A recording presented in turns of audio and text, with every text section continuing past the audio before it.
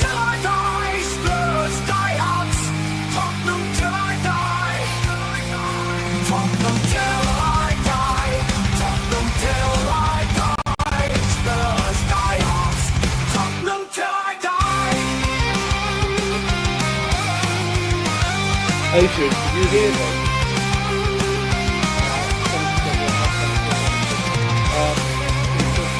Yourselves when you start. I'll let you know when I'm here.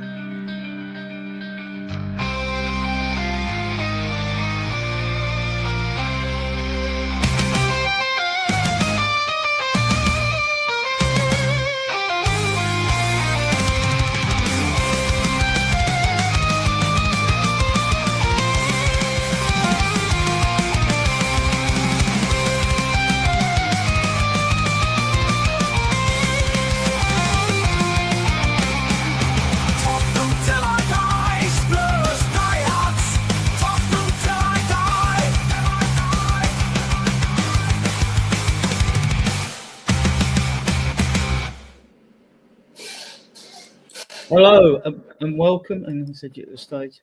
Hello and welcome to the regular edition of Spurs Diehards, Tottenham Till I Die.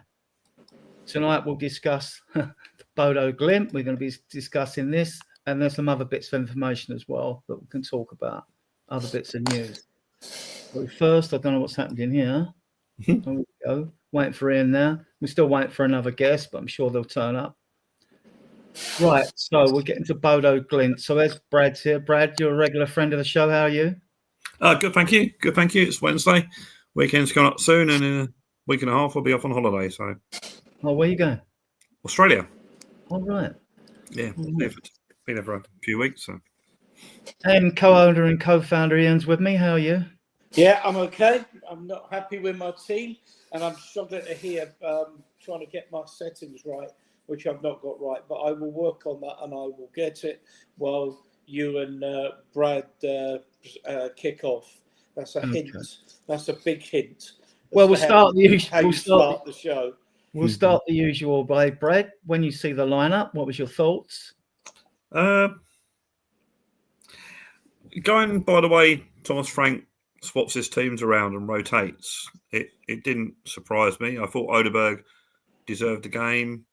Kudos has been playing a lot of games, so he can rest him and bring Johnson. All the players are not really a left wing, but I think more of an inside forward. Spence and Porro obviously can be rotated. Romero had that sort of problem that, like I said, it's just precautionary. Bergville, Benteville start. Yeah, it didn't surprise me at all. I felt it was a team that should win. It was good enough to beat Bodo Glimt. Or Buda, it's actually called Buda Glimt. Yeah, we learned beforehand that Romero would be left behind as a precaution, weren't we? So Danso coming in place of Romero, no surprises there really. So no, Richarlison up front. Obviously, Solanke's injured and Tell's not in the European squad. So he could have maybe played Scarlett there, but I don't think that's going to happen from kickoff in an important game. So it didn't surprise me at all. So VDV as captain, we've seen Porro as captain as well, captain on the side. Is this a big hint for his leadership group, which he hasn't announced yet? Yeah. You'd probably have to say that, wouldn't you? I'm not so sure that he's really that keen on a leadership group. It seems to be us that are sort of giving him that narrative of who's in the leadership group, but he keeps. I haven't thought of it yet, so maybe it's not as big a thing with him as it has been with previous managers. But you might as well have all the team in, because if it goes on last year, say you've got Maddison and Kulu in it as well, and Vicario, that's 6. I'd like more definition on what something more definitive of what this leadership's. Well, I think under Postecoglou, and maybe under Conte, I could be wrong. I think what it was it's the 3 or 4 players that if there are problems in the squad with whatever it might be, they're the ones that go to management or the manager and say, "Hey, look, we've got an issue here because of blah blah blah." That's how I understood it to be back in the day of Postecoglou, or it might have even been Conte. I can't remember now. So in that respect, it's the senior players that can talk to the manager and tell him of any issues there might be. I mean, obviously, you'd expect the captain to be one of those, the obvious choice, whether they have a leadership group or not. The captain will be the one that will do that. And also, you remember we had Pochettino when he named Son as his captain, and he more or less said that the dressing room or the area where they went, that was for them at all, and he would not enter it, and obviously unless it's a match day. But and he said, "That's your area. That's your area. I will not interfere with that area," sort of thing. So I think it's that sort of conduit between the squad and the management and the coaches. That's the way I see it, anyway. What was your take on the team when you see it? Weird, really weird, and I'm not happy. I'm not happy because you have to look at it in association with the team he played on Saturday, because he's got to have one game, the next game in his mind when he's picking the team for the current game. Against Wolves at home, he plays Polinia and Bentancur. Away, we're playing Wolves. We know how they're going to set up. We know that they're not going to be going at us gung-ho.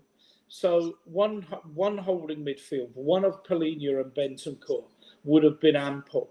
Even give them half a game each with what I'm going to suggest. Giving Bergvall a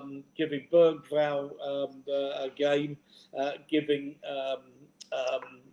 Sarr a game, giving Gray a game, giving Simmons a game, whatever. The whole thing was really odd, and the way he decided to set it up meant, of course, that he had to put Simmons out on the left, and just the left side seems to be a graveyard for our players. About you, mate. It's almost like sticking at school, sticking the bad player in goal out the way, and it seems that whoever plays on the left is the whipping boy. So we were poor against Wolves, against Bodo. We know they're a decent side, but whether we got into a full sense of security or what, because we beat them so comfortably at their place in April or May, whenever it was, that maybe he thought it was going to be easier. I do not understand in a game like that, away from home, why you don't start with Bentancur and Polinia. Both can hold the ball, both can break up attacks. It just didn't make any sense to me. Then leaving Simmons out the side, Odegaard, Johnson, neither of them have had that many minutes to play in an away game in the Champions League. That doesn't make any sense to me. And Richarlison, well, I mean, we can say what we want. In the transfer window, they kept saying, we're not looking at a centre-forward, We eventually do get Muani, who we haven't even seen yet. I think a 5-minute cameo. Richarlison is manifestly not the player. He decided in his infinite wisdom to leave Tell out of the squad. Not sure that was a sensible decision either. And we're weak up front. We've had this in game after game after game, where the ball just keeps coming back because Richarlison can't hold the ball. Odegaard in this game can't hold the ball. Johnson seems to be a tapping merchant, but doesn't seem to offer much else. Not a good side, not a good performance, and I think we're fourth in the league. I don't know where we'll be in the Champions League when the matches finish up tonight, but it's hardly a disaster.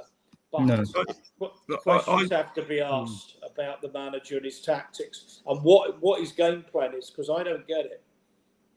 Just want to add a correction to what I said. Actually, I meant Johnson on the right. Yeah. I think, I get it. Yeah, I mean, my take on the team here, I'm not as harshly rejecting as you are. I looked at the team, anyone but Richarlison for me, but I've been banging on Odegaard's only next winger. Let's give him a run of games. When I see the midfield, I thought, he's going a bit defensively. He's giving Sarr legs game because he hasn't played for a while. Bergvall's doing okay and Bentancur. So it is a defensive midfield, more defensive minded, but it just didn't work. It didn't do its job, basically. We're away from home. And Bunjo, I get your angle. I'd have been happy with Paulina in there because I think he's superb, right? Anyway, I think he's a brilliant player. So that was my take on that. So what was your take on the subs, Ian? Do you think we had sufficient there or what? Subs were all right, and I think his use of subs was okay. I think from what we saw, I mean, I fancy not starting with Kudus. If Kudus needs a rest, give him a rest, but not in that game. Particularly someone that can hold the ball up, can occupy defenders with his running and his dribbling. Simmons, well, here what I say, Simmons came on, Polina came on. Should he have taken Richarlison off and put Scarlett on? He obviously doesn't trust Scarlett. Is there another one making up the numbers? And look, I thought the subs were all right, and I've seen enough from Gray over the last couple of times he's come on to think the boy really does need to get a start. Yeah, it needs some minutes. He needs to be able to show what he can do because he's got a little bit of everything. He can break up attacks. He can pass the ball well. He can bring the ball forward. I'd still like to see him and Bentancur alongside each other. You know what?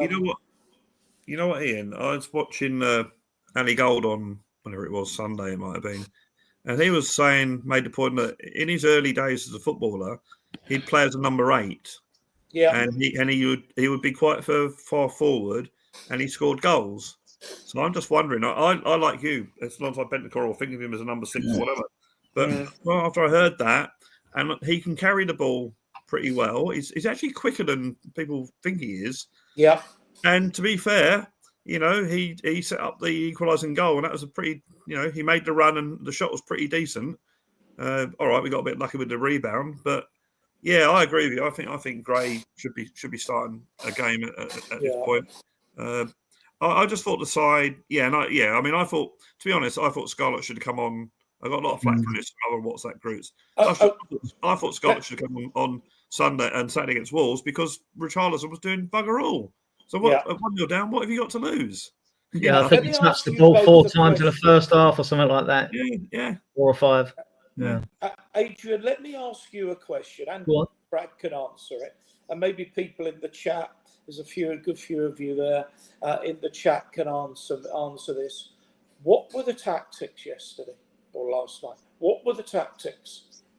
I don't think the game plan worked, Ian. No. I think Frank wouldn't pick a team to lose. Obviously, he thinks this team could do a job, right? Because he's picked the team, and he said in his presser afterwards, we didn't perform well, right? We got pushed back and we had no one. We didn't have a ball carrier to get us out of trouble. We didn't have a long-range passer to get us out of trouble. So to spread it out and just stretch them a bit, but we sort of come on to that. I mean, I don't think that's a bad I don't like Richarlison. I want him gone. I mean, Johnson's Marmite, Odebert, people are throwing him under the bus, but he hasn't had enough games, I think. But he's a work in progress. He's not even oven ready. Yeah, with that header. Yeah. Did you use the expression oven ready? You don't like that, no? Cooked or oven ready, yeah. That's Adrian. That's a yellow card for Adrian. A yellow card. Well, we got a couple of yellow cards. I use a microwave anyway, so. Yeah. Right. Let's go on. Sorry. We're going to talk about tactics, all right? If you're going to go on to that. I'm going to go. Well, I'm going to go through the game now because I like to do a synopsis for those that don't see them games. Because let's just make a point before you go on. What you're saying about tactics, I think we knew that going to that ground they're going to come at us in the first 15-20 minutes. So I think the tactics was to just sit back, just to let them do that, run out of steam, and then get back in the game. Problem was that our passing was absolutely appalling. So we just kept losing the ball, and that forced us further and further and further back. And in the end, we just couldn't get out. So I think that was what Thomas Frank was alluding to when he said that our passing was it, because it was awful passing. Let's go through the chat before we move on to the game. Let's get a few of you in here. Let's go down. We Are Spurs TV. Big up, We Are Spurs. Thank you for joining us. Chris Peters, Frank not the seal serious. He's losing the Spurs faith. I think it's a bit too early for that. I think we always get a knee-jerk reaction of our fan base. We'll talk more about players and that in detail in a bit. Good evening, Nita. Thank you. You don't look right. Yeah, true, Nita. True. We'll get into that. I'm just waiting for one particularly optimistic fan to argue that Bodo is a bogey team for us. Well, you know what the fan base is like. It's hot and cold, isn't it, all the time? We're 15 bogey teams. Richard is taking that. Yeah. There's rumours he's going in January. The club want him gone anyway. They do want him gone, actually, but just like we'd be short up top, wouldn't we? We're not playing. We're showing, but yeah. Our football's been poor, Bingo. Yes, it's been poor, mate. No disagreement there. So Spurs. White player Ben Barr made something about how good our signings are. We'll come on to that. So Spursy, if you like. I know what you mean. Yeah. Let's say hello to you. After I've done this chat, I'll leave the chat to him. After people. Something else. Just maybe while you're going through those comments. Go on. One of the things I thought he would do would be to change the 4-3-3 that Ange was playing. I've always felt that the squad wasn't particularly set up, adept, whatever the right word is, to play 4-3-3. And I rather thought he might go with his more traditional 4-2-3-1, or with which I think the squad is made for, which would be a 3-5-2. And that would enable you, for example, to put Johnson through the middle. Not quite sure how you would fit Kudos into that, maybe as one of the inside, if I call them inside forwards. If you're really old like me, you'll know what I'm talking about. But, I mean, if he played and we let Vuskovic go, strange decision. But if we played from the current players, Danso, Romero, Van der Ven, and then either Spence, Udogie, Porro, you can put them 2 from 3. I'm not over fussed about that. But then if you go in the middle 3, you can play probably like Polinia, Gray, Bergval. You can play Polinia, Bentancur, Bergval. I'm always going to put Bergval in there. You could play Kudos, Bergval, Polinia, and then say Richarlison, because you've got no option at the moment, and Johnson, say, up front, because he doesn't offer much, but he does score goals. Or you could play Tell through the middle as well. There's just all kinds of options that I think would suit the personnel better. And I felt that under Ange, but Ange plays one way. I'm disappointed at the moment that's the only way that Thomas Frank seems to want to play. Okay, right. Let's get into the game, because I'm going to stay with you because you'll love this bit. As you're not in the greatest mood, you're going to love this bit.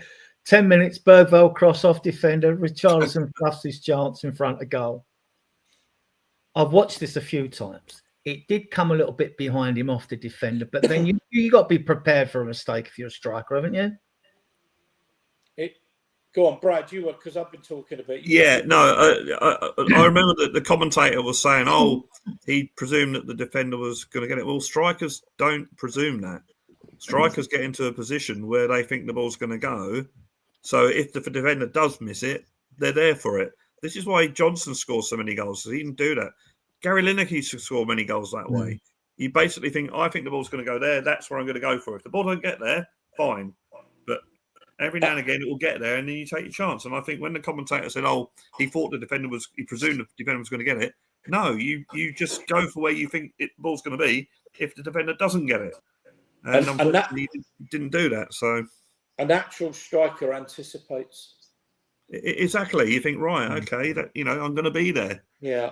It's. I think the most famous example of that was Gascoigne in the Euro '96 semi-final, where he just basically stopped running because he thought the guy was going to cross it and the guy or get it and didn't, and he just missed the ball by inches in the open goal Yeah. for the golden goal. So yeah. Yeah. Yeah, well, we'll see. I mean, I wouldn't mind. I mean, the rumour is obviously that a lot of players have got a recall in January if we can call them back because of their horrendous injury problem last season. Callum mentioned it as well, good friend of the show. And, you know, you're looking now, I mean, Lancashire got three goals in 7. Looks like we should have kept him. If he doesn't trust Scarlett, why are we keeping Scarlett? And instead of Lancashire, you know, unless they couldn't get a loan for Scarlett, maybe that was the reason. There's got to be a reason for it, surely. That would be it. Yeah, I mean, Ian on 33 minutes, Bentancur fouls Bjorken, penalty, blast over. This was a lucky escape. What do you want to say to that? It was a nailed-on penalty, and it was Twickenham-esque, wasn't it? I mean, you look at him, limp back, everything you tell a striker, young striker, not to do. You know, everything over the ball, shoulders, knee, foot over the ball, and he's limping back. Like, it's only going one way, and yeah, I'll stay with you on this because, like, 53 minutes, 1-0, Hall curler. Apparently, it's Hall. Frank looked at him when he was at Brentford. It's about bringing him. He went to Italy, but it didn't quite work out, and he come back to Bodo. I don't know if he was with Bodo before he went to Italy. So, lovely goal. It's funny what you do when it's funny what you can do when you set up yourself to have a shot, isn't it? It's really weird how that works. And then, I mean, it's awful defending, to be fair, to even let him have that chance. But yeah, you know, you got to put yourself in a position where you can have those sort of shots at goal. We don't seem to do that for some reason. Don't know why. So in the 58th, we're already in the second half. VDD fouls and he gets a yellow card. Then we get the first of the subs. Can I just go on? Can I just go on the disallowed goal? Okay, he grabbed his shirt, so technically it was a foul. You know, we're coming up to that. Are we? Okay, well, I don't disagree with that. Okay, I just get annoyed that VAR will pick that out, and yet they'll miss so much other stuff that goes on. Yeah. Well, Ian and I, we'll come on to that, but it's whether you pull a triangle on the shirt and it's held there, so I can see why they disallowed the goal. Oh yeah, I've no complaints about this. So all I'm saying is the way that VAR is used. You know, you could. How many times have you seen that totally go missing? You know, they missed that. But for some reason, as soon as there's a goal, let's go with a fine-tooth comb. Let's get the dust for fingerprints to see if we can disallow it in any way. And that, to me, that's not in the spirit of the game. 60 minutes in, Simmons for Johnson. Yeah, good call. Kudos for Bergvall. Yeah, good call. I know we all like Bergvall, but he weren't on it either. Yeah. I thought the subs were good, but, you know, to bring those two on at the time without, you know, before we even talk about what they contributed. Then we had 2-0 in 60 minutes. A good finish. Another shot. Wow. By him, by the same player. In a pan here. Yeah. And without the disallowed goal, right? 2 minutes later. Sorry, I've got to make a comment about that second goal. Go on. That was a comedy of errors. Okay. You had, I thought it was Spence, but it was Van der Ven giving a ludicrous pass back to Vicario. So he has to take his kick quickly. It goes out. Spence makes a complete muck up of clearing it, and they get the ball back and they score. So it was just a comedy of errors. It really was. It was just typical Tottenham conceding a goal. Well, it's not just that, Ian, is it? I mean, Vicario's a bit slow with his distribution, so he puts our defenders under pressure because by the time he makes his mind up, we've been closed down. Did you hear it? No. Oh. Sorry, did you ask? Yeah, no. I just said that Vicario's slow with his distribution. By the time he gives the ball out, he gives it to our player and immediately puts our player under pressure because he's closed down. The one thing that I really liked about his early doors is it was one pass at the back, two pass at the back, and then firing it forward. where we were so predictable under Ange. A number of times we had our pockets picked. Yeah, I just and the thing is, we know that Vicario can't play with the ball at his feet to the standard that we might want. There's quite a lot in the chat, Adrian, by the way, I'd like to pick up on when we get through the game. But yeah, it's I'm not a happy bunny at the moment. I'm not normally one to go with the moaners, but there's just so many things. There's so many things at the moment that I think are self-inflicted problems. And we're not. I mean, there's a comment there from Swim Master. Frank declined a 45-minute session on their artificial pitch the day before. The day before, thinking 45 minutes not worth it. Plus, he was worried giving away tactics. Do you think that was sensible by Frank? No. We do have an artificial pitch at the training ground indoors. Yeah, they would have trained on that, I would have thought.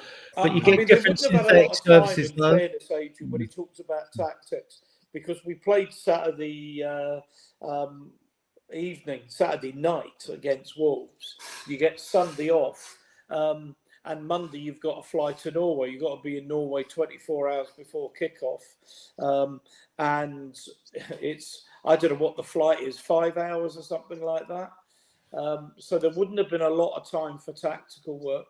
And that's something that Frank is going to have to learn as well. I don't agree with that. I think, he's banging them in it, but he clearly shown signs. I think over the last 2 years he was deteriorating, and scoring goals in the MLS and scoring them in the Premier League is not the same thing. I think what's really criminal is that we weren't able to find and identify a proper replacement. I know we went for players, but we weren't able to get a replacement for that left side. Question for you two in the chat here. Something, because I'm always trying to think of different angles. We play in various competitions, the two domestic cup competitions, the Premier League and the Champions League or Europa League. Does anyone know out there? Because this is what would interest me. I was just wondering. They obviously use different balls for these competitions. Do we use the different balls when we train or not? Or we just got training balls? Does anyone know? I mean, I'd be astonished if we weren't using the ball. Yeah, I would as well, but it wouldn't surprise me. I imagine the attention to detail these people have now with every aspect of football. I'd be absolutely astonished if we were just training with regular balls. Bought from service stations. I'll leave you with the chat, Ian. You can control the chat. Yeah. So we was at the second goal. And then there was 2 or 3 players I thought did sort of okay. And that was a crap performance and we got the point. But 68 minutes, 2-1, Porro across, Vini. He does offer us stuff going forward, Porro. I've got to admit, I've been harshly critical of his defensive contributions at times. That was a lovely cross. And VDV finished it with aplomb. The centre forward have been proud of that. Goalkeeper had no chance. It was virtually under him. It was power. But that was the whip on the cross, though. So preps to him there, and then 6 Polina for Sarr. I'd like what I've seen of Polina. I'd like to see him play every game. I know it's not possible. I just think we're going to talk about him a bit more later as well. I thought, Sarr. I didn't see him all game in. No. He and I mean, this is a player that started the season really, really well and gets left out. And I think he's just one of those players, and he's got an engine that probably needs to be playing regularly. I don't think rotating him the way he's been rotated the last couple of games helps him or helps his confidence. And he's got a goal in him as well. At least he had a shot, although it was a pretty rubbish one. Yeah. At least he had a go, you know. It's... And then I ain't take much to go through this game. 82 minutes, you doggy for Spence, fine. Gray for Bentancur. I thought the substitutions were good and were needed, and I was happy the ones that came on and their cameo roles. I was quite happy with them. Gray should have been on earlier.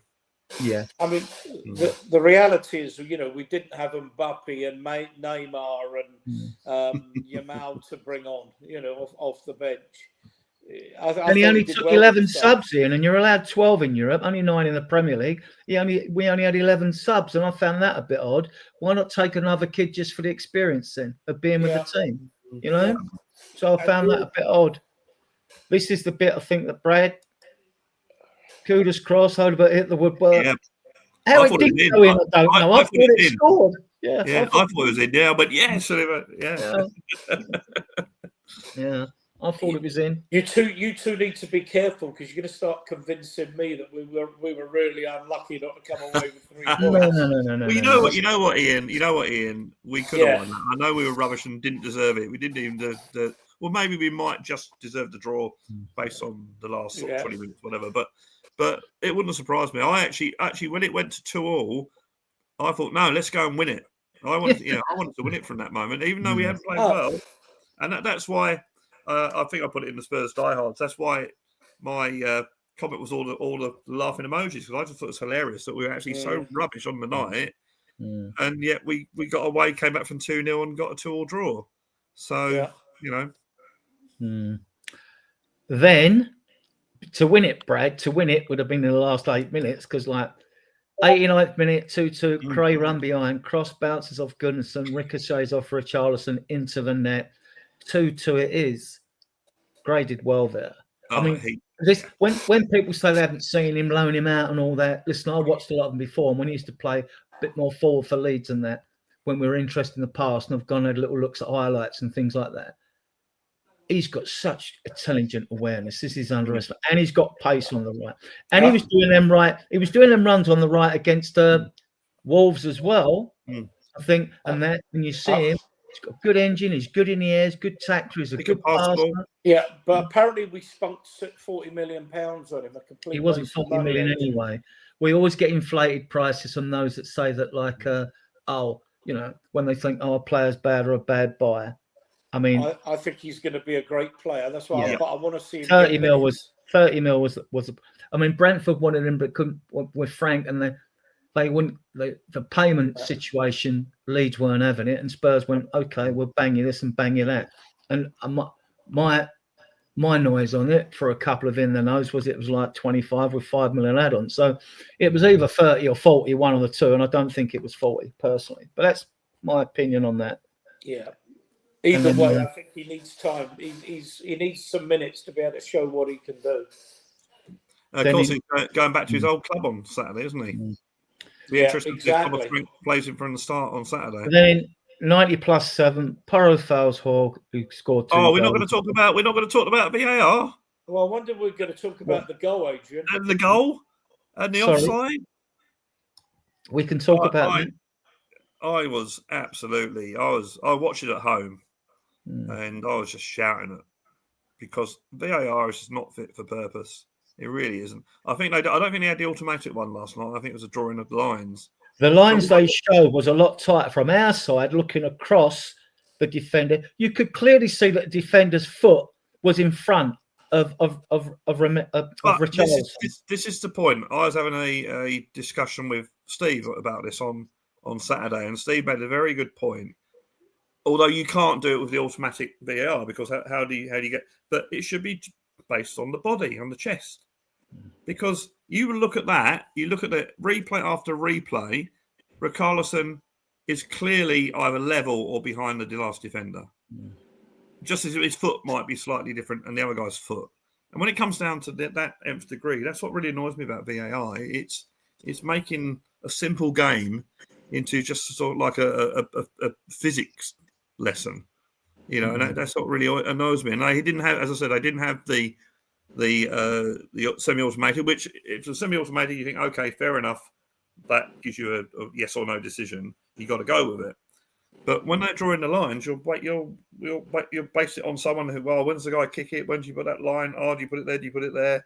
And split seconds can make such a difference. So just by looking at that picture, he was onside. And the other thing is, football's about scoring goals. Football's about giving the attacking side the benefit of the doubt. but we seem to do our best, or VAR says do our best to disallow goals.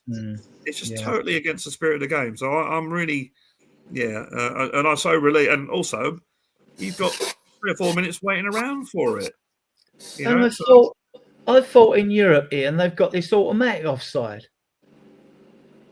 This decision should be made a lot earlier. I don't know. I don't know how it works. I genuinely don't. I mean, the technology's meant to come up like that, and this manually drawing lines or what have you, just amateur. And it was because when eventually proper automation. I don't know. I've said this before. I think that VAR was introduced without most people in the game actually having a proper understanding of what VAR could and couldn't do.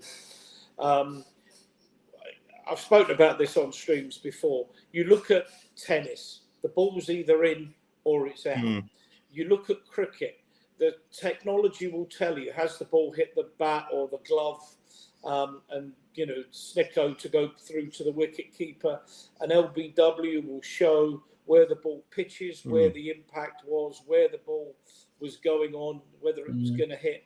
There might be some margin for error, but in general, we accept that those are factual decisions and can therefore be made with a very high degree of certainty. The problem with football is you're looking at opinions. You're constantly looking at opinions. Now, I actually don't agree with Brad on the goal. I think that's exactly what VAR was brought in for, because the referee didn't see it. And when I saw the replay, because I did a replay, say, what the F are they looking at? There's nothing wrong with that goal. The shirt but then when you see Van der Ven, holding his shirt, but it's not just the tug, is he holds on to that shirt for probably 2 or 3 seconds. And that's what's determinative. In my view, that's what's determinative. Let me just finish, Brad.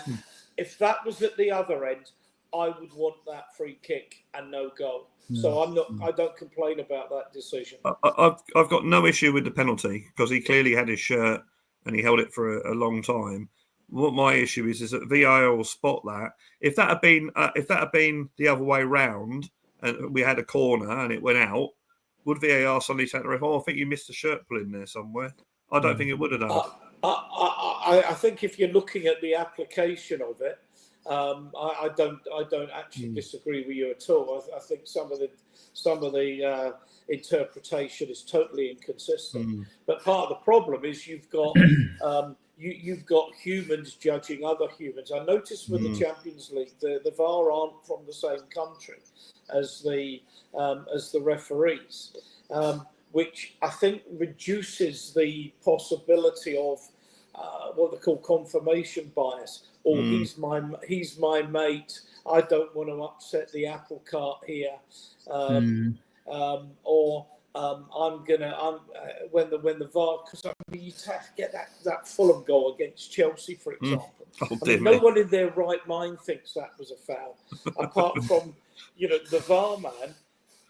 And then the referee goes and looks at it and says, "Oh yeah, you're right. There was a foul there. There was never a fucking foul in a month of Sundays." And then they admitted it as well, didn't they? They admitted they made a mistake. And I suspect that would not happen. That would not have happened in a European game, and it wouldn't happen if there were teams or teams of officials from different countries. So, look. VAR, I've said this before. VAR is the toothpaste that's come out of the tube. It is not going back anytime soon. How we make it work with the quality, particularly in England, with the quality of officials we have, I don't know. But I didn't have any problem with the officiating. I think the big issue with fans, Ian, is the fact that what is a clear and obvious decision now, and when is it like the referee's on-field decision and it doesn't go to VAR, because we've seen too many contradictions on both those counts. Too many contradictions on that, Even pundits are saying, well, that should have been left to the referee. Oh, no, why didn't VAR pick that up? But we still got that. I mean, it should get better as the years spread, but it's not great if something goes against your team and it proves costly for your season. Yeah. You know, if you went out I of mean, the cup or can something. I put that comment up from Yeah, Tom? VAR should be done by referees. Referees are spending so much time learning how to use the tech rather than keep the trainer referee. I'm not sure, Tom, who you think should be doing the doing the VAR. I mean, I don't know. Well, me for Tottenham matches, definitely. I mean, I don't know. Are you suggesting maybe there should be ex-referees? For example, ex-referees too old to referee at 55 or whatever age they have to retire. It might be younger than that now. Does it affect referees' decision making? Owen, if they think, "Oh, I can rely on VAR," yeah, it might stop them making the proper on-field decision, which they're allowed to do without VAR interfering. It certainly does that with linesmen, doesn't it? Because they don't put their flag up. Yeah, Last very minute. true. Good point. Good point. Right, so that was that. Then we got 90 plus Porro fouls, Hog, yellow card. Thing that gets me with this, although I thought Porro was okay yesterday, is that if you get Paris Saint-Germain have just gone 2-1 up in Barcelona, by the way. Ooh. This in is case what anybody's interested. I've got a yellow card watching all competitions. Oh, but, Woolwich have got a penalty, but they were 1 up anyway. So. Yeah. So Simmons recharged me on if VDV gets another yellow card, he gets a 1 match ban. Right? Because he got one because he lost it a bit, didn't he? Well, he took the player out. He didn't get any of the ball, did he? He slid him, but he took him. That was a good point, actually, because I sort of questioned his captaincy ability then, because he seemed to be losing it for a while there after that goal was disallowed, and he did that tackle, and I thought, I don't know about that. But then you could argue, and I'm arguing amongst myself here as well, you could argue, well, it was that aggression, that captaincy that put him through, to score that headed goal. So, I don't know. And we like to bring you facts here at Spurs Diard. So this is the situation in the ECL. Players are suspended after 3 cautions that did not result in a red card. Obviously, you're going to get a ban straight away, as well as after any subsequent odd number caution. So if you would get 5th, and we know we've got 8 games, it could be 10 if we're in the playoffs, right? But so then the 5th yellow card, the 7th and the 9th, you get a ban for every 2 after that. So that's just that on that. So anything in the chat you want to bring up, Ian? No. I mean, Tom, go back with Tom. I mean, an independent organisation that doesn't associate with the referees on a friend's basis. I think in practical terms, that's going to be very difficult. I mean, if you wanted a view from me, it would be that we have the best. We have the money for the best players in the world in England. Why do we have to only employ English referees? I mean, I know it's probably going to stir up a hornet's nest with FIFA and UEFA if England started to bring in the best referees, but with the best will in the world. I'll give you the stats. The best league should have the best referees. Tom, I just don't know how that works in practice. I mean, am I going to be a VAR? I mean, I don't know. I genuinely don't think that this is what you're suggesting is practical, but I'll bring you the stats. I actually thought Bodo, he should have won it about 4-0 personally. Possession, 52 to 48%. Yeah, we only picked up possession with a late rally in the second half. Shots, they had 18 to our 7.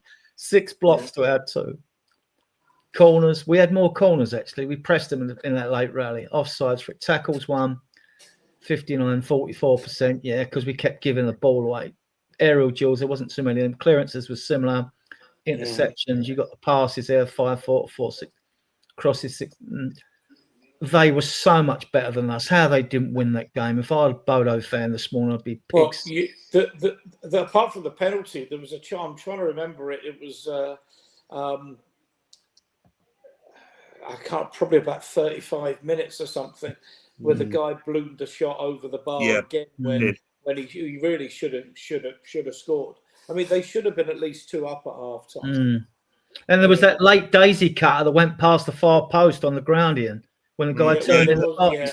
Second half, that could have quite easily have gone in. I mean, like, they should consider it very unfortunate, but we've shown some stickability, but you can't continue like this and rely on that. Last three games.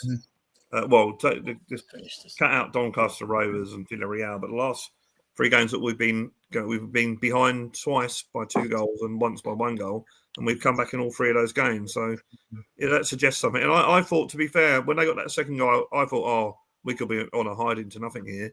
But no, they fought back. They fought back and never gave up. I mean, I don't think you can question their ability and their tactical nous and that, but I don't think you can question their attitude on the night. I think they just kept at it and get out and got the reward in the end. And hey, look, we won a European trophy by an incredibly scrappy goal, so I don't really care that they should have won it. So yeah, I mean, we're just going to plug the channel now.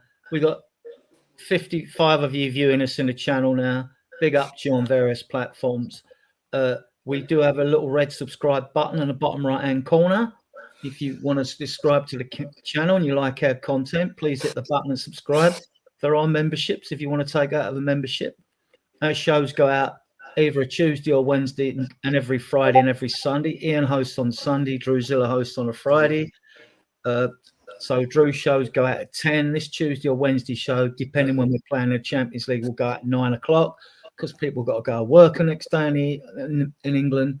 Yeah. And Sunday shows will vary according where and what is on the planet Ian is. If he's in Spain, he's an hour 40, probably 9 o'clock. If he's nearer home, then he'll be doing the 10 o'clock show. So he's 10 o'clock this Sunday. So remember that to get in on that. And we have started a Discord channel. We've got about 20 of you in there now. And the advantage of the Discord is that scroll up. Where are we? It's here. That's the invite to the channel. So those of you out there that are gamers like I am and all that, and I've been playing games for 18 years, whatever it is, then are out there that you already have Discord or you'll have Ventrilo or TeamSpeak. If you've got Discord, that's the invite to the channel. And the advantage of that is, one, we put loads of information out there as well. But also, if you go on Discord, it makes it easiest to direct message you if you want to come on the channel. So we can private message you out and give you my phone number. You can give me yours. And if you want a guest on the channel, you can come on the channel. It's easy for that. You can also voice chat in there. And you can also voice chat with the camera on, so you don't even have to use a phone, right? Which is really handy. So it's for the first week, 20 of you in there. It's not bad. It's not bad going. Obviously, we'd like to increase that and create a number. And you can come in even if you're not a Spurs fan, as long as you're mature and sensible, because we've got different colours on people, whether they're guests of other clubs or whether they're Spurs fans or the moderator or an admin, right? So that's just a bit of information on that for you. So with that, we'll get back to the banners. I think we agree it was an absolute shocking first half, late rally. I picked out a few players I thought I know it was an awful performance, but I thought these would probably have 3. I actually thought Odebert did okay. And I want to see him more on the left wing. I know a lot of the fan base will disagree. They'll think he's rubbish or whatever, but I think he is a natural left winger. I want to see him there, But I thought BBB as captain did okay, part of the booking. I thought Porro did okay. I can't say anything about any of the other players, though, Ian. I really can't. Yeah, I think Gray, when he came on, made a difference. I've got the individual critique on the players after. I agree. It was just a very poor all-round performance. Yeah. As I say, a little bit inexplicable tactics-wise, because I'm not sure. That's why I said I have the question. I put, what were we trying to do? What was the game plan? How were we going to play this? The players started off like they didn't really know what they were trying to do. So anyway, look, we live to fight another day, Adrian. That's the bottom line. Is getting results when you're playing crap. That's half the battle. But I also think it's a learning curve for Thomas Frank as well. I don't think he's ever managed with 2 games a week and four competitions. So he's learning how he can rotate, what players will play well together, what players can play more than 1 game. I agree with you on the tactics. I just think that they went wrong because we played, our skills level was down. And you can't, if you're a coach, you can't really know that's going to happen. What I would like to say is I've been looking at. I'm confident that we'll get better. I'm thinking we could possibly see another Pochettino style, team here. I'm not saying about the way we play, but I'm saying about in competing on different tournaments. It'll take time. And I looked at Pochettino's. If you look at Pochettino's first season in charge, under Thomas Frank, we're actually 3 points better. We're 11 points. Under Pochettino, our first 6 games were 1-2, drew 2, and lost 2, including, funnily enough, a home loss to West Brom 1-0 again. And I think later on we lost at home to Stoke 2-1 as well. So, it takes time. People have got to be patient. And I have to laugh, and I can say this now because we passed the 12-minute mark. Everyone was going, "Oh yeah, I'm really pleased with the start." Blah blah blah blah. Suddenly, one performance, and everyone loses their shit. And it really annoys me, and that's why I try not to get involved in some chats at times because, people just go over the top. It was a bad performance. I'm not saying it wasn't, but it's like, it's the end. It's the end. Someone actually thought that Thomas Frank was another Nuno. So don't know. Oh, come on to that bit, Ian. I mean, this is the individual substitute cameos. I like to split them up because they don't get the same meaning. Can I go back before we talk about that? Go on. Of course you can. The point that Brad made. I don't know how many people watching. I don't think you are, Brad. You're a golfer, aren't you? Yeah. Is that? Well, I'm not a golfer, Ian, but I watch the golf. Yeah. Okay. I'm not a golfer either. I just walk around and hack around the floors. But one of the things that I found interesting was I think Eduardo Molinari, as one of the vice captains, does a lot of stat analysis, and he was advising Luke Donald, the European team captain, of the pairings that would work and the pairings that wouldn't work in the foursomes and the four balls. And if it doesn't matter if you don't follow golf, Europe won all 4 sessions. There's 2 lots of foursomes, doesn't matter what they are, 2 lots of four balls on the Friday and Saturday. And I don't think it happened before. I can't remember it. Europe won all four sessions. The point that you made the point earlier about what players working together, and I don't know, but some of the coaches should be doing some analysis on which players can and with what skills they bring would work best together in what formation. It shouldn't just be guesswork. It should be scientific and analysed. Yeah, totally agree. So it's just a thought. I think they probably will be doing that. They must have their analysis people then. It's a very modern sort of football thing, isn't it? So I imagine they are. Yeah. Apologies.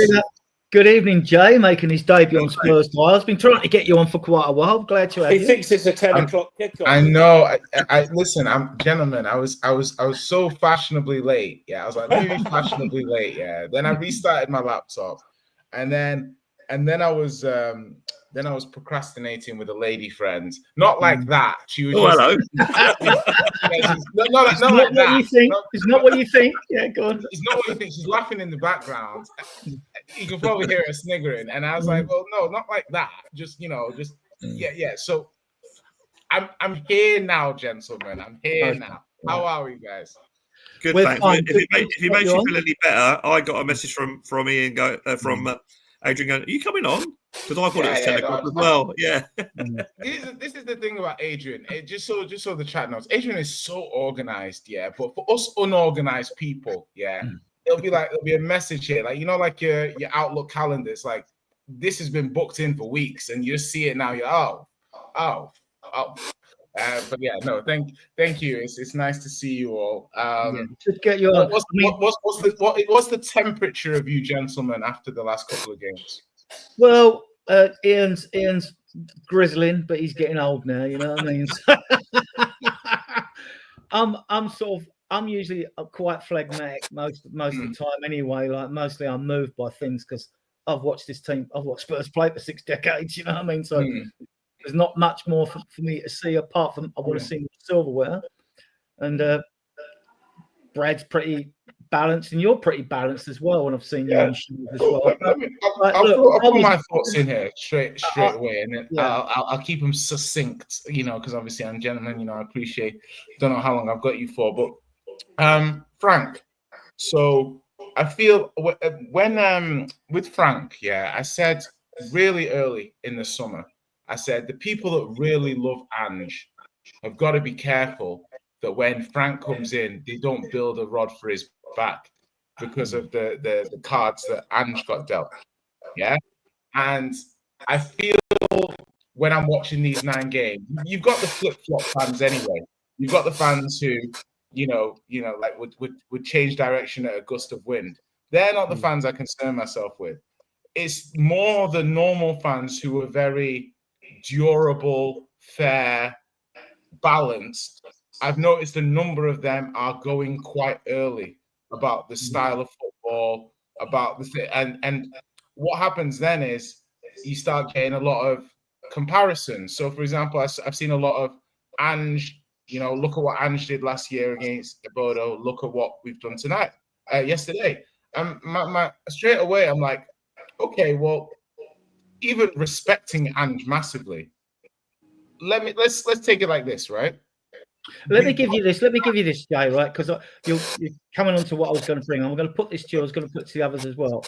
Will we start to see signs of growth and improvement with more games? Because I think we're jumping the gun here, right? 17th last year. Yeah, we've lost once this season, right?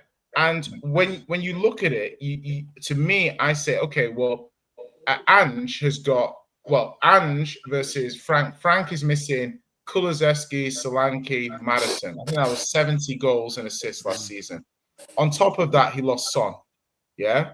So that's your starting point. And the team finished 17th. So you finished 17th, you've lost 4 key players. Okay.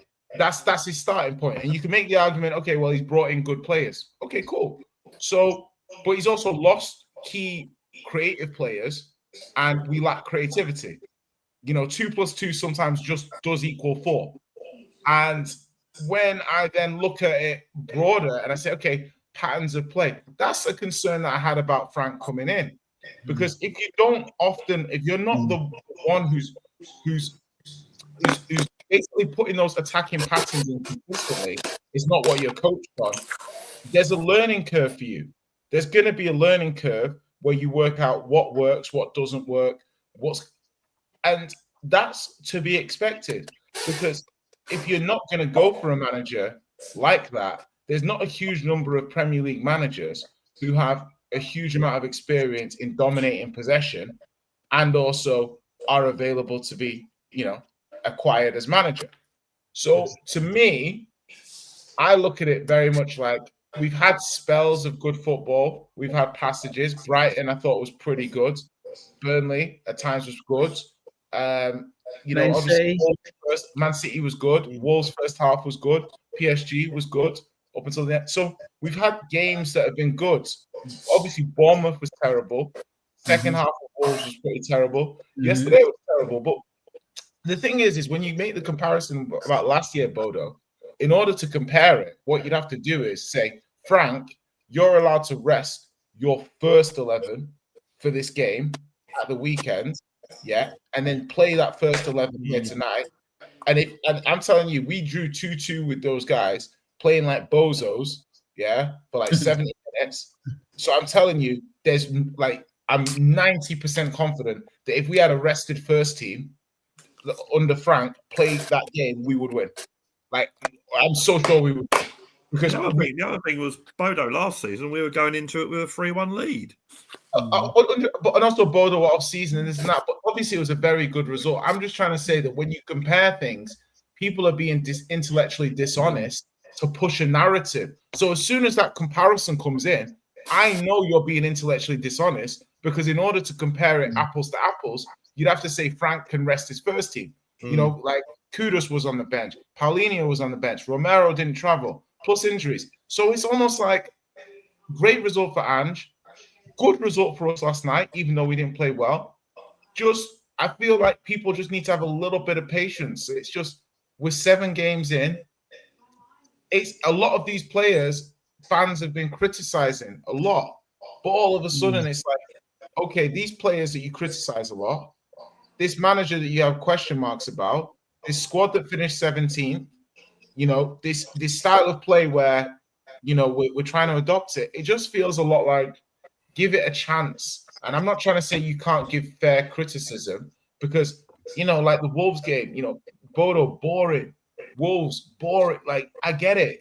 Like these games are boring sometimes. Yeah. It's just, it won't always be boring. And if it is, the manager wouldn't have a job. But this is a manager that a lot of people said, top manager, deserves a chance, this and that. 7 games in, you're like, I'm not really feeling it. Well, okay, then. Well, you know what I mean? It's like, okay, then. Well, and it's not a case of like, look at it like this. If you're playing badly and able to get results, if you're going 2-0 down to Brighton, able to come back. If you're going 2-0 down to Bodo, able to come back. Surely you like, okay, we're not playing great, but we're picking up results. But we're coming back from like 2-0 downs and things like that. The players are showing resilience. Like when you're critiquing the team, the attacking patterns is only half of the game. Yeah. Yes. And I know there is to do. And obviously we want an attacking creative team. But Rome wasn't built in a day, and you just gotta give it a chance. And criticism's fair. Like I think anyone saying it's not aesthetically pleasing on the eye, that's fair. People saying I'm not enjoying it, okay, cool. I get it, I hear it. It's not unfair criticism. It's when you start saying, I don't think he's gonna be able to do this, I don't think he's gonna be able to do that. Remember how many losses we had last season. Remember the inability for us to play a certain level of tempo of football over week by week by week by week, and players not get injured.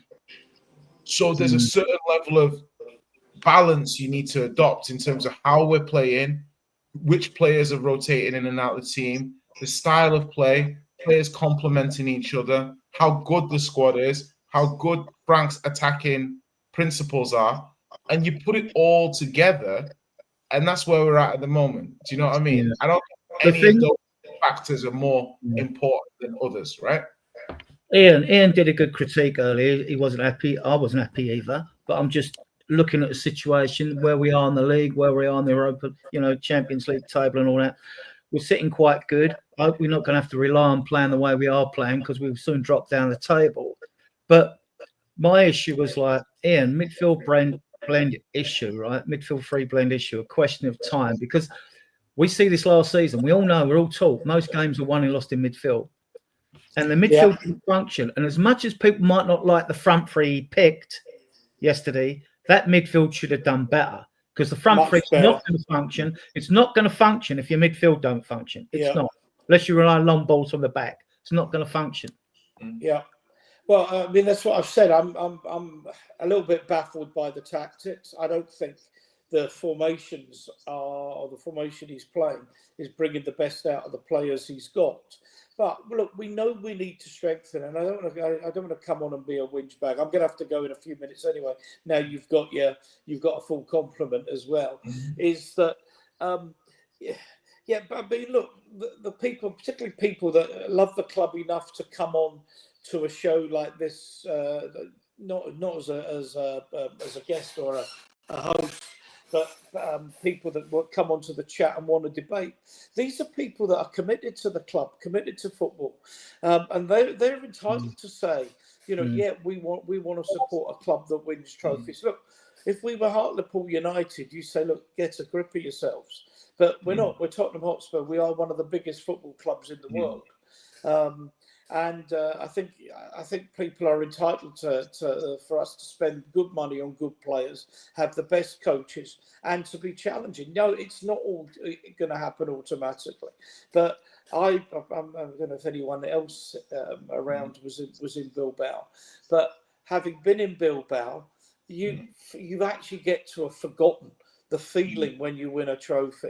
And if you've been, Brad, your eyes have seen the glory, as of yours, Adrian. I mean, I've said before, my first Wembley Cup final win was the League Cup in 1971.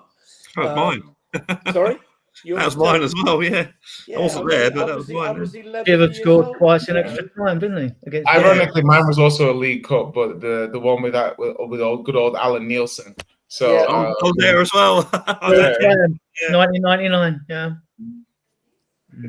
but it's a great point you make, and I think that the fan base is entitled to that, and I think you can look at it and say, okay, well, should these players be doing more?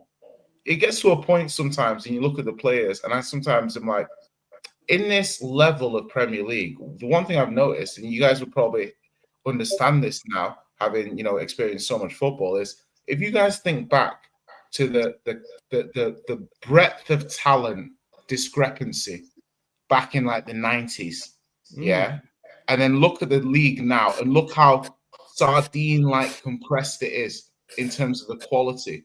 You can go to a team, you can go to Crystal Palace and look at their team, and half of their team could play for any of the top 16. Do you know what I mean? And it's like, that's what, for me, that's what people they don't factor in with the logic is like, you are entitled for us to start spending more money. But if you have the fifth or sixth biggest budget, it's the same logic I had in the Levy. If you have the fifth or sixth biggest budget, if the teams above you do things right, what God-given right do you have to finish above them? You don't. You don't. If I have the biggest revenue, yeah, I'm expecting to do the best work. Do you see what I mean? So it's like you need to overachieve. What fans are upset about is we're not overachieving. Really, that's what it comes down to, and we're perceptually not spending enough money. But for example, I've never been super hot on Xavi Simons. I'll be honest here, I was never, and I remember this time the difference between, and I'm sure he's going to be a great player. But I remember when we signed Bazuma. In my head, I was never like, oh my God, Bazuma. But the fan base swept me up with everyone being like, oh my God, what a great signing. And I just got swept up. Yeah. With Xavi Simons this time, I'm Yeah. like, no, because when I've watched him, I never thought, oh my God, Xavi Simons. Yeah. But tacticals will tell you he's this, he's that, he's this, he's that. I'm like, okay, let's see him. But he's 60 million. Same way when we first bought Porro for 6 months, he was very, very average. Do you know what I mean? So yeah, look, good point. You bring up Xavi Simons. I mean, I like the player. I think it was 52 mil. Depends on the reports you read, right? But the money's not the player's fault. The clubs agree that. Nothing on the player at all to me, right? But on him, I find it very easy when our fan base is so easy to say, oh, Simons didn't do well on the left. He's got to play as the 10. Hang on, he's only had up. Listen, I've seen him play. I think he can play in any of the three positions, on the left, in the centre, and in the middle as a 10. I don't like numbers. I'm old school. Behind the main striker. So just because and I'm glad he hasn't started. Well, I'd loved him to hit the ground running and start really well, but that can be a blessing in disguise because then you lower your expectations straight away on what you expect from a player. He's quality. Is he an upgrade? Yes, he is. He's an upgrade. But to say now, I mean, he shouldn't play out on the left because he hasn't looked so good. Well, he was cutting in the left when he was causing problems at Brighton, right? So, and he showed that everything was cutting in into the right from the left-hand side. So he can do it. Now, it doesn't mean to say he's an out-and-out left winger is going to hug the touchline and go down that side where your doggy would go, right? But no, he's an. I like the 100%. Adrian, I think I'm more looking at it from the point of view of saying, in terms of you're buying a 22-year-old player and you're buying him for the upside of the player he's going to be, as well as the value he's given already. I've always been shaky on the exchange rate from the Bundesliga for attacking midfielders. Like I've always been a little bit shaky since Havertz, Sancho, Kagawa. Like De Bruyne is the anomaly.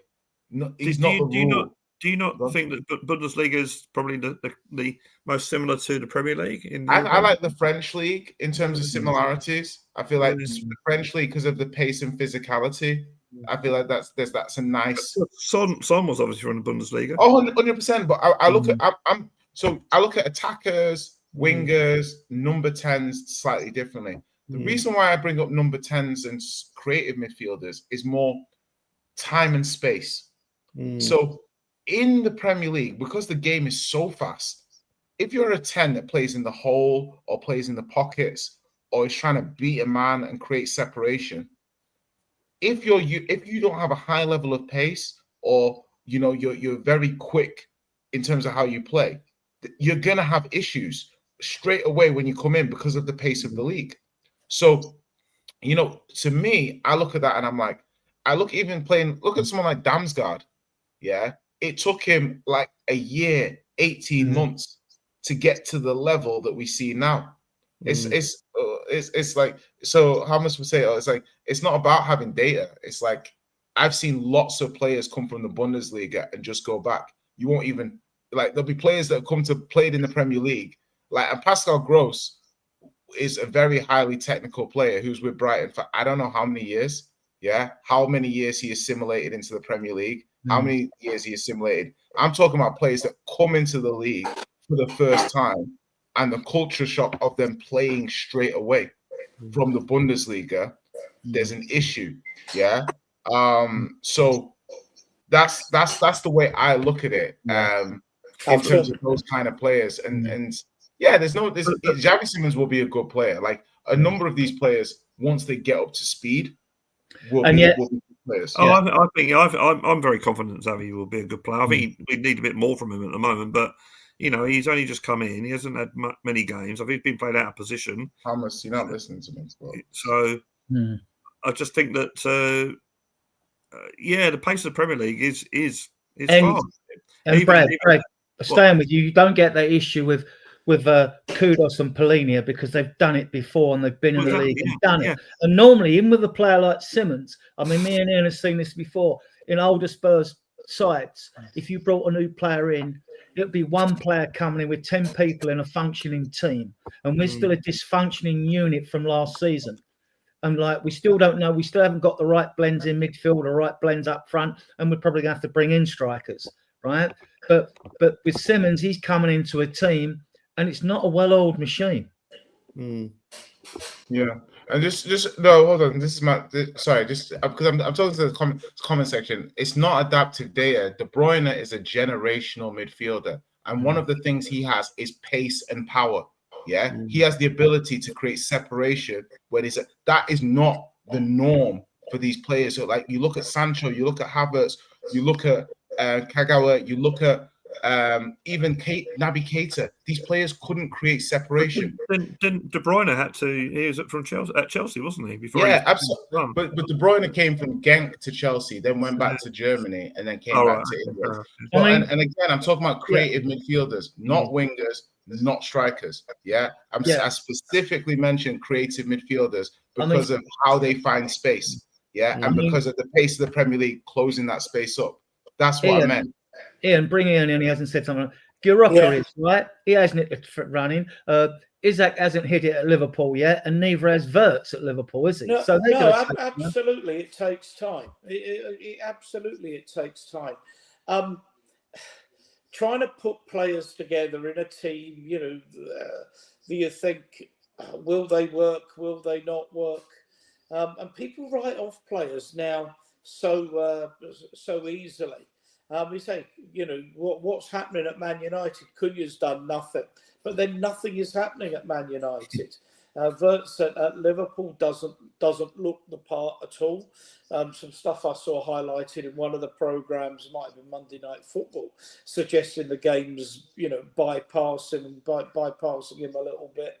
Got to remember as well, with a lot of our players, they are very, very young, and I think one of the valid criticisms of our recruitment is we bought too many young players and not enough OR players. I'm not using that expression. I just refuse. Players that are first team ready, and I think that's where we've got Kudos, we've got Simons. So that's two. We probably needed a couple more, if we're all honest. And hopefully that will be addressed. Some of that will be addressed in January. But just another thing to add to those listening. Son came from the Bundesliga, right? After his first season, he wanted to leave. Yeah. Until Poch switched the system, pushed Delimore out of the 10 role to allocate Son. Son actually wanted to leave. He was like he wasn't a happy bunny. So it might take a season for Simmons. 100%. And people are conflating me saying that I have concerns about buying a player from the Bundesliga and their immediate impact versus me saying we shouldn't ever buy players from these. Van der Ven's a centre back. I'm not talking about centre back data. Bundesliga has plenty of good centre backs. Haaland's a generational striker. Guirassi's a good player too. Like strikers, less concerned. Defenders, less concerned. Creative midfielders, always concerned. Just always, because the pace of the Premier League is the pace of the Premier League. So, you know, like there is good players who can adapt. But when I look at Xavi Simons, you know, and this is the point I'm sort of circling back to is, you know, sometimes you can watch a player, and I think Frank is looking for the right kind of game for Xavi Simons to play in and to show his true self. If you look at him versus Doncaster, he was okay. He wasn't terrible or anything like that. But then you saw against Wolves in the second half when he was in the 10 anyway, he wasn't really able to get on the ball in those spaces because Wolves did a very good job of making sure there was no pockets for him to be able to pick up. Yeah. Brighton was probably his best game, wasn't it? The half hour at Brighton. And that was off the left, right? Yeah. No, I think he came in the centre. Remember? Was he in the centre? He might have come in on the centre. Yeah. Was he in the centre? I can't remember. I'll have to double check. But yeah, no, listen, he's and cameos or off the left, or you know, kind of how we started with Modric. Yeah. While he settles in, it's absolutely fine with me. I'm just, you know, I'm not of the opinion. I do think that the number 10 is a very crucial piece for us to be in a lot more cohesive. So the sooner we play Xavi in his natural position, the better. However, he has to earn that, Jay. He has to earn that. Exactly. You made a good point with Modric there, because when Modric first come, all British coaches, Ian coming next, obviously he's got his finger up, they put the skillful player out on the left where he can do less damage. You don't lose the ball through the centre of your midfield. So Simmons has got to earn the right to play at the centre and midfield like Modric did. Hey, I'm going to bow out now. Right, I say, you know, I wasn't scheduled to be on, so I had to rejig. Just pleasure. I will next to be on. I probably won't be on Friday, but I will. I'm hosting on Sunday. I'll be a post-Leeds match. Jay, you should be a Leeds supporter with that accent, shouldn't you? Yeah. No. They tried to make me a United fan by singing "Come On You Reds" when I went to Cubs when I was younger. But I stayed strong, comrades. I stayed strong. Yeah. Well, just to let everyone know, I was born in Leeds. I don't let many people know that, but I was. A strong Yorkshire tea and a strong Yorkshire tea. Ian's got Jess coming on from a big Leeds group that we're good friends with. Jess, a lot of you'll know Jess, Leeds United supporter Jess. So she is coming on. I'll sort the rest of my guests out. A lot of my friends in Australia who I'll be seeing in a couple of weeks' time are Leeds fans. So. We better get a result on Saturday. So Sunday, 10 o'clock. Hope to see as many of you there as possible. And thanks. Jay, thanks for coming on. Brad as well. See you, Ian. All right. So I'll let you get back to hosting your show. Yeah, I'll see you Sunday anyway, Ian. Right. Take care. Right, I'm just going through some chat. David Kleitz, but Slaughter Meadows when Vicario's getting criticism, but true, David. I mean, Maddison's got fantastic quality. Again, it can be horses for courses. You know, it's about what bugs fans most is consistency. But then if you get consistency out of everyone, who do you leave out? And then the moaning he's playing and he's not. So, yeah. I think with Maddison, Maddison looking back and stuff like that, it's almost like I try not to be so retrospective and try and be fair to the emotions that I felt in real time. Maddison was inconsistent, but with the benefit of being able to see what a difficult role it is to be a number 10 in the Premier League, I have more affection for his performances looking back at them, because now I see what other number 10s are capable of doing across the Premier League. And I'm like, oh, wow, being a top number 10 is really difficult in the Premier League. Like, that mantle should not just be given. You know, it's like this league requires a lot. And Yeah, it's just Frank will get the most out of Xavi Simons because I've seen the guy with Ericsson after he died, came back from the dead, and then I've seen him with Damsgaard. I've seen him with players like Ben Rama and Buemo. He will get it right with these players because he's shown before he can platform these people effectively. So I'm not worried about that. It's either they don't have the talent or Frank is not the platformer I thought. It can only be one of the two. Yeah, Brad, the issue I have with numbers being old school, right, is because when you say a 10, you can have the Dele Alli in his prime as a 10 playing off Kane. You can have Bobby Firmino playing withdrawn with the two wingers at Liverpool. You can have Ericsson playing the ball the way he does, would never make a tackle. And then you got Maddison. You got four, what you would call 10 today, totally different players. And then when I get in conversations with people, they'll go to me, if we're talking about 8s or 6s, they'll go, he's not an 8, he's not a 6. Well, for me to know what you're talking about, you've got to define your player to me. Numbers don't work. It's just a generic term, isn't it? 10 attacking midfielder, 8 box-to-box midfielder, 6 defensive midfielder. I mean, it's gone by different names throughout the years, isn't it? Really, I mean, your number 6 used to be left half, didn't he? Yeah, and I'll just wait to see what other Ponzi descriptive narratives will be introduced in the future. When I played very, very, really rubbish amateur football many years ago, I actually thought my best position was playing just behind the striker, and this is before that position was ever talked about in football. I think David Clark's got a point here, guys. Jay, I mean, Vicario, look, he pulls off some wonder saves, doesn't he? But his distribution is slow. He needs to get rid of the ball quicker. He's putting our defenders in very tricky situations because he's indecisive. Okay, so on that, I don't mind it. Because I think that, there's different ways to defend. It's like a game's 90 minutes, and it's like, in theory, having the ball is not. I don't mind having the ball, player rolling his studs on it, blah blah blah. If we're saying that he creates issues by the passing angles becoming worse because he holds onto the ball and then he gets pressed and things like that, I agree. I do think Kinski has better distribution, obviously, but I don't think it's so marked with the way Frank wants to play per se. Do you know what I mean? So when I'm seeing Kinski ping the ball, Richarlison to hold it up, or Kudos to fight for it and things like that, it's marginally better. But I almost think the build up is still not. It's a bit substandard. It's not great in terms of what we're trying to do when we're building out from there. So having a better passing keeper will probably improve it. But I think, obviously, the goal is a bit unlucky, but it looks bad because of what happened.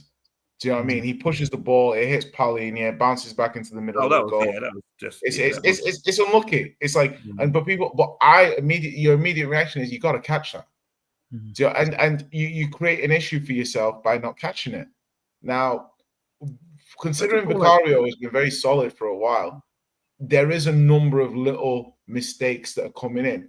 But to keep it a buck, and to be fair, if you're calling, say, the Ayari goal against Brighton a mistake, then obviously Kinski versus Trossard versus Arsenal last season was worse. You know what I mean? It was the same thing. And against Villa in the cup when he just let it slip straight through his fingers.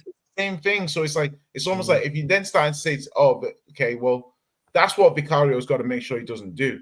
The push out, it happens. The Brighton goal, that's your forte, Vicario. Like, the whole thing that we love about you is your shot stopping. So don't start losing your shot stopping, because if you lose your shot stopping, you in theory have to lose your place in the team, because that's why we have you. And that's the number one point. So I want to see him tying it up a little bit. I feel like when I watched who was I watching the other day?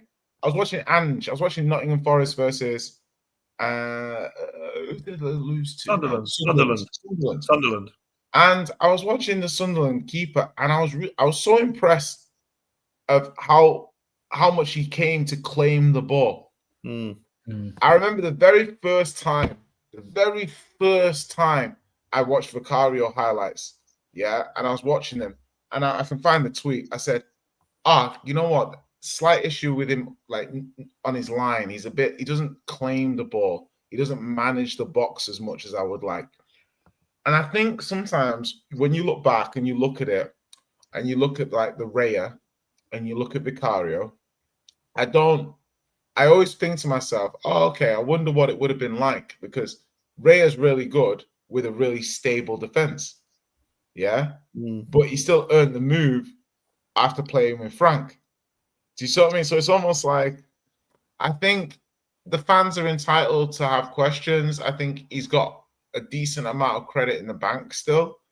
I do think absence makes the heart grow fonder. I've always had this mentality: how can I miss you if I never go away? Kinski's stock rises because he's not playing. Yeah. That always happens, doesn't it, in football? Yeah, there's always that is always the thing with a team, isn't it? When you're playing well, the stock of the bench goes right through the roof. And 100%. why do we have to leave those 5 out the squad? Because some of them should be rotated on the bench. And then when you're playing bad, the team shit. Look at our bench; it's crap. They're not worth money, and he's left 5 out the squad that should be on the bench. I don't think that'll ever change, though. To be honest with you, let's talk. I think there. Okay, you could probably say Richarlison and Basuma, but I've seen people say, "Oh, we got to sell all the deadwood." There's not a lot of deadwood in our team. They're all reasonably good players, in my opinion. So I'm not sure, what this. Actually, you had a super chat earlier. Someone saying that we should sell up to 8 players. It'd be interesting to know what those 8 players are. Well, yeah, but look, you've got to be realistic and practical. We are where we are with the squad we've got. There's 27 players with the youngsters. Then you've got January coming up. If you're going to free out places in the squad, you're looking at Richarlison, Basuma, and probably Ben Davies, the first 3 out, right? And then to bring 3 in. And then you've got the issue of European Champions League squad. You can bring 3 more into that squad in January. But then again, if you bring another foreign player in, you've got the issue of who gets left out, right? Because don't forget, Decky's been left out of the squad this time as a foreign. And Dragusin and Madison and stuff. Yeah. So and we left Kingsbury out before. You can look at the squad, and there's quite a few.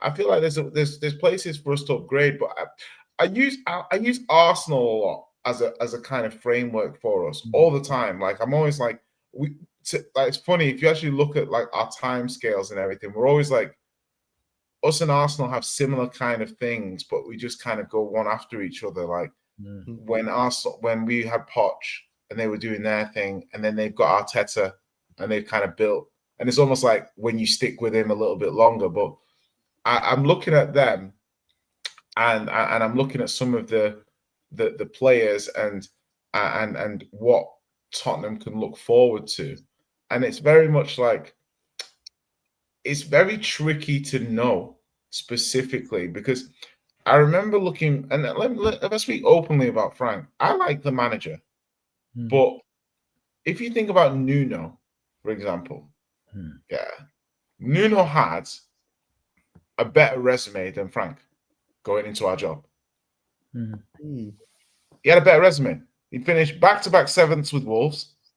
They're like best promoted championship team ever. Obviously, I know they had good players and stuff, but back-to-back 7ths, played in the, and so I was like, and then I think he finished like whatever, left then. A European semi-final, did he get to? It was definitely a quarter-final. I'm not sure if it was he did pretty well, whatever it was, for Wolves anyway. Pretty well. So my thing is that, like, I like Frank. He's got this thing which it's like Tuchel. It's like, I know Tuchel can never win a league in the Premier League because he adjusts his tactics too much. Yeah, he doesn't have his primary tactic to dominate others. He's constantly fidgeting to make us be adaptable. That's always a concern I'll have about Frank in terms of like, where is our style of play? Jay, I see similarities with Poch, with Frank. Yeah, definitely. And I think Frank can get there.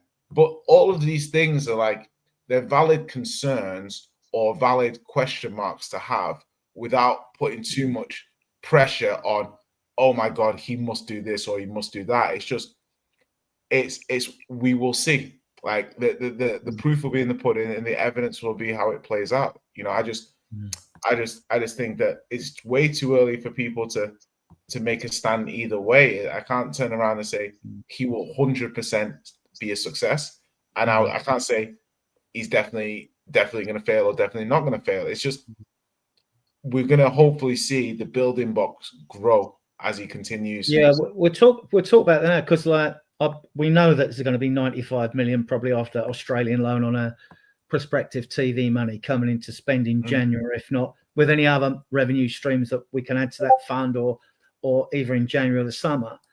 But Brad, coming back to this, front three blend is an issue, a distinct lack of striker quality. I mean, there's been a lot rumours about Harry Kane coming back, blah blah. It won't be in January, not if he's winning the German league with Bayern and winning the German Cup with Bayern, and then a quarterfinal or semi-finals or whatever it is, or the quarterfinals of the Champions League. He ain't coming back then. Rumours that Savina's signing a new deal at Man City, you know, but we were linked with other wingers as well. Like, so to me, I mean, like I mean, in the summer, I would take Kane over Savina any time, any day of the week, because we really need a proven number 9, don't we? Yeah, I mean, at the moment, I mean, we're still yet to see, hopefully yet to see the best of Solanke. I think he did reasonably well last season. Of course, his injury has stopped him this season. Richarlison, he just puts in to get his place back, and then he just gives up. He's not good. I would have sold him during the summer if I had a chance. Yeah, we definitely need someone up there to hold the ball up, if anything. You know, they don't need to really score goals. Well, it'd be nice to get rid of him in January to free up an ECL place in the squad as well.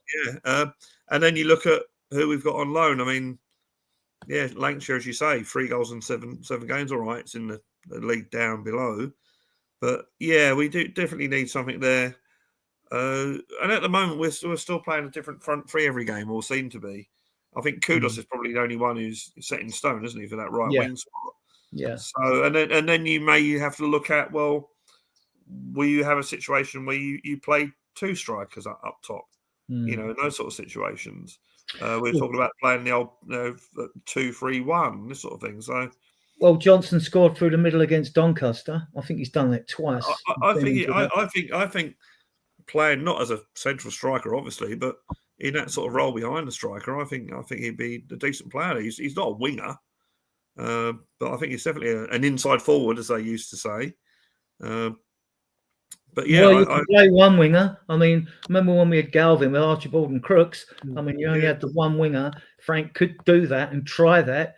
I don't think he's got anything to lose by doing that. Then you could play Johnson as part of a front three.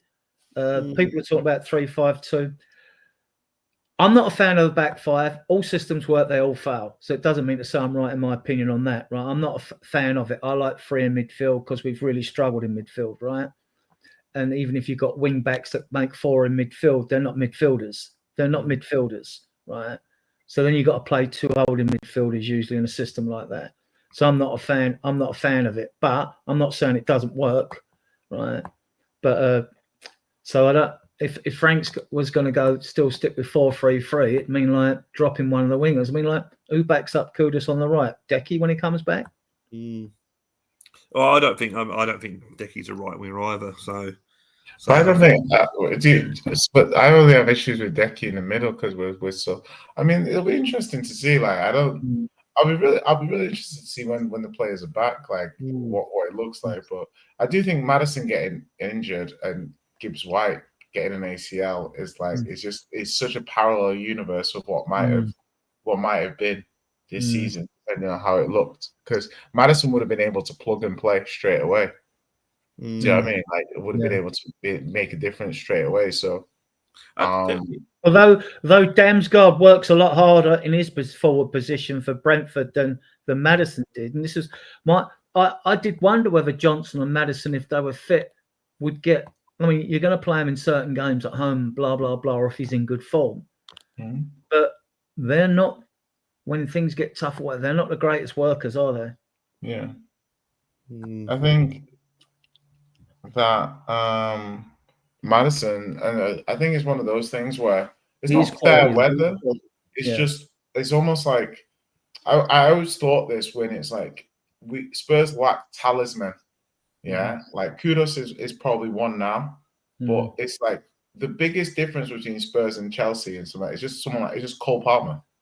Like, it's just Cole Palmer. Like if you put Cole Palmer in Spurs' team, Spurs would be like a top 3 side because it's like whether people like it or not, it's because it's sometimes it's just one player that has such a big impact on how on how you play and what you do.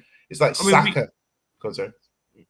We had. I mean, I've always brought up the point that we had Kane, Son, Ericsson, and Dele Alli contributing 20 goals each in one season, and I just want trying to how long before we got that. We got those sort of 4 players. So maybe we'll just take time. And we've. So the problem with Harry Kane is that he set such a high bar. I mean, it's virtually 2 players in one. We virtually lost 2 players when he left. Yeah, basically, if you combine Richie and Solanke together, you'd have a striker that was probably still not as good as Kane. Yeah. Just on Bingai's comment here. So, well, look, I mean, if you're realistic, guys, and you're fair with the squad, we have failed better in the transfer market. No one talks about the younger players that like you, Doggy, if you like him, or a Sarr that cost us peanuts, or a Bergvall that cost us peanuts. No one talks about them. We have wasted a lot of money. No 2 ways about it. Davison Sanchez, Richarlison, Ndombele, Lo Celso. Oh, I quite like Lo Celso, though, funny enough. But we have wasted a lot of money, and then we went out and buy Joe Rodens and things like that. And under Poch, we 518 days without a signing. And we're still fixing that problem now. Because once the rot's set into the squad, it's set in. So, yeah, ball playing tend to be a bit lightweight. Language. I'm just going through the chat, guys. If you've got anything to say, you can comment on what I've just said. Oh, Paratici is rumoured to be coming back, isn't he? Apparently, Vinny. Yeah, I've got a note on that. Yeah, Vinny Venkatesham likes him. He's already had words, apparently, with Charlie and Vivian Lewis. I've got a banner on it, actually, funnily enough. Lewis children. Yeah, but they're not young when you say the word children like that. Oh, go back to. Was that the guy who go back to had he had a load of people were listed. I wonder if it's the guy who said we should sell 8 players. Oh no, that wasn't there. No, it wasn't. No, it wasn't. Yeah. I'm just going through the chat. Yeah, bingo, I agree. I mean, I just don't rate Richarlison. Nothing sticks to him. But on that, when you were saying about that, Brad, I like this was it. Vinny Venkatesham wants Lewis family, Vivian, Charlie to give a permanent role to Fabio Paratici. It looks like that's happening. Apparently, he was seen on the plane going out to Bodo. They spotted him. Sean Butler mentioned it today. Big up, Sean, if you're listening. Yeah. And now we know that Slanky's had minor ankle surgery injury back after the international break. He released something on Instagram today along those lines. Last week and this week from 3 sources. They might be piggybacking off each other. So it might be one source. Was that Randall Kolo Muani was in a training accident with Pap Sarr, which did his dead leg in. And it said that the medical staff down there don't know you get. I mean, I know when you get a blood blister on your finger, you burst it. But apparently, Moani had a hematoma in his leg, which is like a blood bruise. So they may have put a scalpel on it to relieve the tension there or whatever. I don't know. But that's what I got. Like, you know what I mean? So yeah, I'm always, whenever you hear, oh, it's only a minor knock, he'll be back shortly. They're going to be out for 4 or 5 weeks. Well, and then he's got to show us what he can do. Well, yeah. Does he really want to be with the club? I mean, like, we'll soon find out. We'll see what his attitude's like. I don't think they'd have brought him in if he's got a crap attitude. He did well in Germany. He did with Eintracht. Was it Eintracht he was with before he got the move to PSG? Was it? It was a German club anyway. It was Frankfurt, yeah. This guy once signed in January, Jay. Which one? It's a no-brainer, isn't it? Really? Yeah, he's been impressive. I think he's been a good signing, added value. I have nothing but positive things to say about him, and I appreciate him doubling down after taking his shirt off. It's good. feel like it was very much like when he took it off, I wasn't like, what are you doing? I was like, go on, Zhao, go on. Like, I was very much like, because in that moment, I thought we were going to lose the game. I can see mentally in his head why he was like, oh, okay, you celebrated. And obviously, the one thing that everyone overlooks is he probably felt like he was responsible for their goal in some way. Possibly, yeah. Because it pushes off him and then falls, bounced off him and bounces right to the player. So he's now kind of redeemed his own mistake in the last minute. It was a tail cross to Sarr, who just set it up. It was a lovely finish, though, against Wolves. It was a good finish. Very good finish. Yeah. So it's I think he's a good player. I think people sometimes I understand why people are looking at it from the point of view of like what he doesn't do, but I don't judge Maddison on his ability to press. Do you know what I mean? I feel like it's people pick and choose. Like Romero's best qualities is passing, but Romero's had games where he's passed to the opposition and he's lost his man. You know what I mean? So it's like you're judging a defender, and so I just think that Paulinho is one of these players where he's not an Adam Wharton, and I understand the benefits of an Adam Wharton, but Adam Wharton's also always normally playing with a Will Hughes or a Lerma or somebody, like somebody who's there to mop it up. So having a Paulinho doesn't mean we don't get the other thing. It's just people are looking at the profiles we've got. We've got Gray, we've got Bergvall, we've got Sarr, young men, good players. I think there's a lot. There's a lot of. I don't like using the word potential, but what does it actually mean? But there's a lot of potential there. Right, we ain't got much more to go on. We're going to stop shortly, right? So Newcastle away's been announced Wednesday, 29th of October. So it's going to be a tough game. We'll get into that when we get nearer that game, which will be after. And these are our fixtures coming up for sort of October, November. Leeds before the dreaded international break, which might do us a favour because we probably have Solanke back and Dragerson back and others, Koto, Sakai back, and and Kulusevski is getting close to fitness as well. So you probably might see him in November, right? So we got Leeds away. Then after break, we got Monaco, who are not doing very well in the Champions League, away. Everton away, mixed start for them as well. You saying they're not doing very well? They got a draw tonight. Did they? All right, okay. Yeah. I could tell you switched off before the final whistle. Yeah, 2-2. All right. Who's that? Monaco? About, yeah. Monaco BC. All right, okay. They did. Well, I'm interested in that game because we were looking at Akliouche, the young French winger, and a player I like who I've watched for Monaco. If Spence is going to have a future at left back, Vanderson, did he play it today? Because the Brazilian right back, I think he's a tank. Guess who scored the Monaco equaliser in the 90th minute? Eric Dyer, penalty spot. Did he? He's got a tonk on him, Dyer. He scored on his debut against West Ham and won us the game. Do you remember? He did, when he played at right back. When he played at right back. Right. Yeah, found himself straight through. Yeah, so towards the end of like October, Chelsea, Copenhagen home, and then Man United home. Chelsea at home is my first game when I get back. Right, guys, I think we'll end it there. Otherwise, we'll end up waffling, right? I want to thank Jay for coming on. Thank my co-host. Thank you for having me. I might squeeze a good 45, 50 minutes out of me, so not too bad. Yeah, I'll be on earlier next time, but thank you very much. And you're cheap as well, Jay, so we get you back because you're cheap. Hey, right? thank you. Hey, listen, I could listen, Adrian. You're a good guy. I obviously I like the channel. I like. It's lovely to speak with you as well, Brad. So obviously, we'll get you back once you're in our clutches. There's no escape, you know. Absolutely. Now I'm in your wheel of orbit. I'm going to play you out, not with the rock intro, with this, and I'll see you two guys in the back room for a couple of minutes to say goodbye or whatever, and I'll play you out this. More music, maybe. We are tough till we die. We are tough until we die. Spurs die hard, heart and soul. We are tough until we die. We are tough until we die. Spurs die hard and soul. We are tough until we die. We are tough until we die. Spurs die hard and soul. Lily white and navy blue.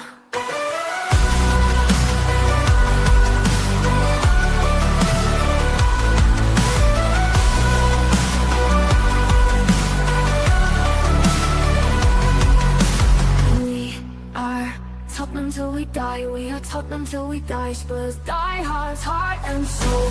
Lily white and navy blue. Tottenham till we die. We are Tottenham till we die. Spurs die hard, heart and soul. We are Tottenham till we die. We are Tottenham till we die. Spurs die hard, heart and soul. We are Tottenham till we die. We are Tottenham till we die. Spurs die hard, heart and soul. Lily white and navy blue. We are Tottenham till we die. We are Tottenham till we die. Spurs die hard, heart and soul. Lily white and navy blue.